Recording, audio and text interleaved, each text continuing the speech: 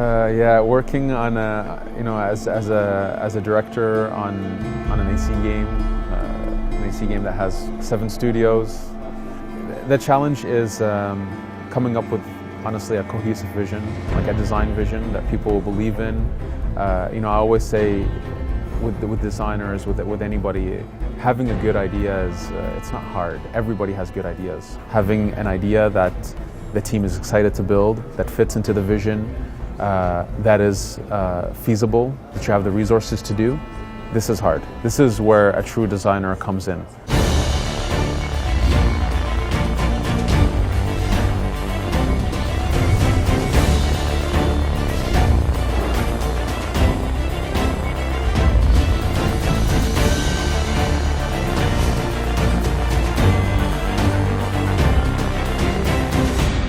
We knew that AC3 would be the end of Desmond's story.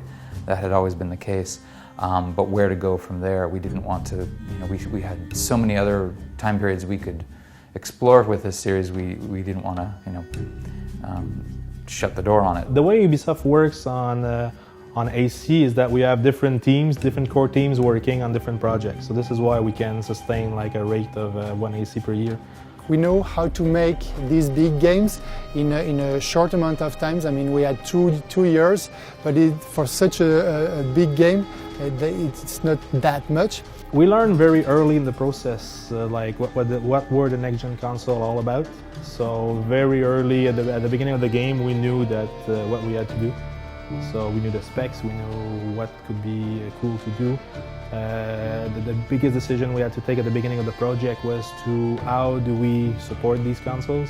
I was sitting next to Assassin's Creed 3 team when they were developing the game and when they were receiving the first feedback from the playtest. And we had the opportunity to understand early where we need to go for the next game, because we already knew that we wanted to bring the naval experience to another level. And so back in 2011, I was asked to pitch something about a pirate game, because during the development of AC3, we knew we had everything we needed basically to create this game. We were developing the naval warfare, the nature, and obviously the cities. And we had already kind of come up with some of the backstory of Edward. So we put 2 and 2 together and we said, okay, let's do a story with Edward, naval battles. I think that puts us in the golden age of piracy. And so we did our research and we checked and it fit perfectly. In Assassin's Creed 4, we wanted to bring the naval gameplay to a new level. Assassin's Creed 4 will be a game where the player can interact with a huge open world, and you will have a very long opportunity to be on sea and to sail on sea. So because of that, we wanted to bring more depth to the naval experience. We wanted to bring more depth in the naval fight. We also wanted to have more depth in the way you sail itself, and to make the player feel that the ocean changing is for him a challenge that he will have to master, and want to give him this feeling that at the end of the game he became a master of the ocean. We told ourselves from the beginning, this had to be the most unique and freshest AC world we've ever built. AC, we pride ourselves on the worlds we build. We build very beautiful cities, very credible cities. But to build something that was natural and man-made and naval and have it all be in one cohesive world, incredibly challenging. This time it was clear also that we wanted to have one game, one unified game, merging the ground and the naval. It's not a game, it's not 2 games in one, right? It's not one ground game just stitched to a naval game, it's a pirate game. And then of course the final thing was, it's an assassin game. This was something we didn't want people to confuse this to say, is it a pirate game with some assassin mechanics? No, it's an assassin game. The character who, he is a pirate, but his abilities are assassin-based. The mythology, the lore of the universe, it's there. It's all integrated into the story. It's all part of the bigger story, the bigger arc of what is Assassin's Creed. Getting the Templar-Assassin conflict in the midst of actual real historical detail has always been a challenge. And we try to do it in a fresh way every time. And we knew right away that an assassin, as we conceive it, and the creed, stay your blade from the flesh of an innocent, you can't really have a pirate who's following the Assassin's Creed, yet living a merry life as a pirate, robbing from innocent people. So we decided to make our game about that fact. Let's have a pirate who comes into contact with the assassins, but finds that greed really restrictive.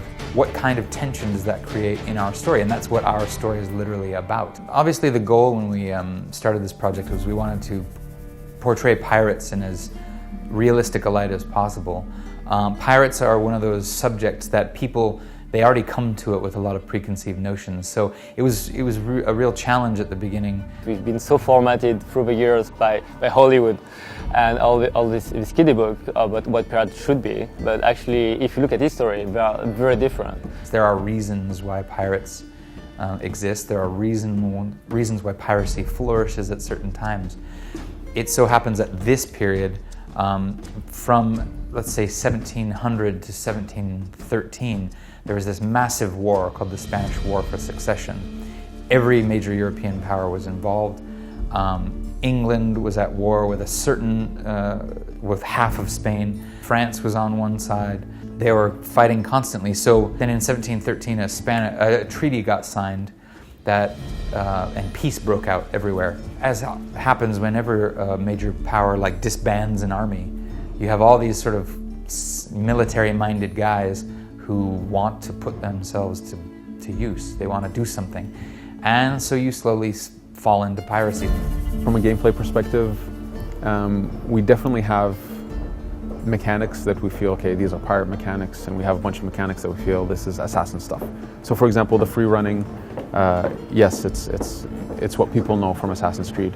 The nice thing about it is that sailors, they had to climb rigging, they had to climb masts, they had to deal with sails. So it was a nice blending between being a sailor and being an assassin. So we felt that was a good place to start. Of course, combat is the same. Combat, sailors fought and pirates fought, especially when they did boardings. So this kind of justified that he has these dual wielding swords and his pistols. So this is a pirate touch within the combat system of AC. And of course, pirates were outlaws, so the stealth kind of made sense. But beyond this, then we have mechanics like boarding, which is really, it's a heavy pirate thing. Just sailing and naval combat is very pirate and very sailor. We approach creating the ships the same way we approach creating characters. We're based on what the character is, who the ship belongs to.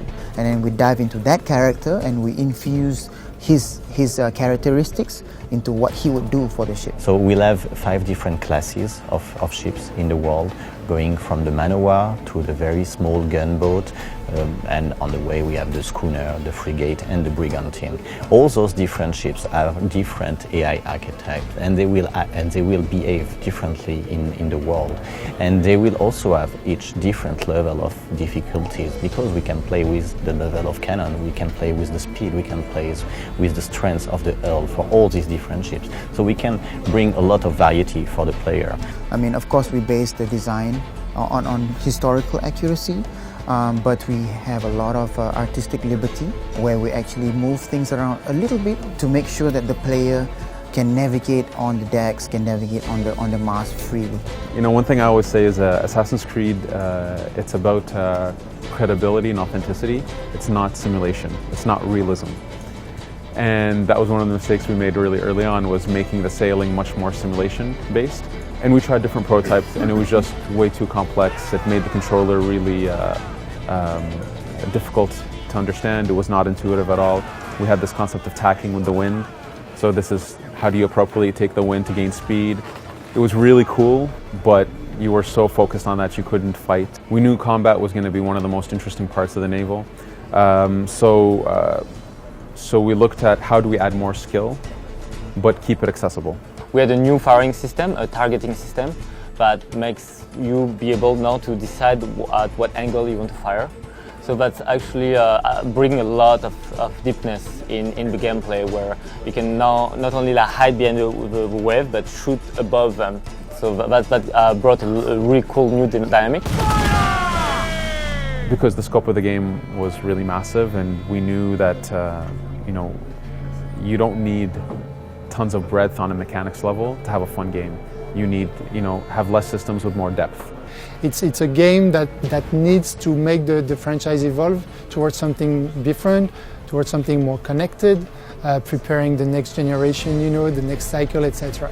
So we were clear that we wouldn't totally revamp the core pillars of it, so the free run, the fight, the stealth, but we wanted to build upon, above that, adding some more that would fit into it, that would give to the franchise some new elements to work with in the future.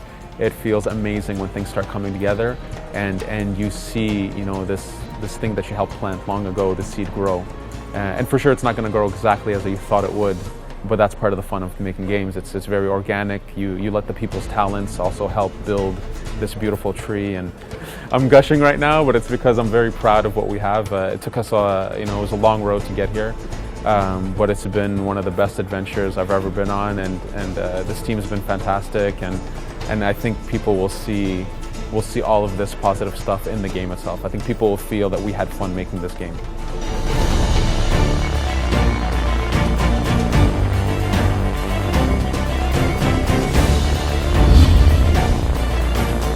We wanted to do a pirate game set in the Caribbean, and we couldn't pretend the Caribbean to be just 4 locations.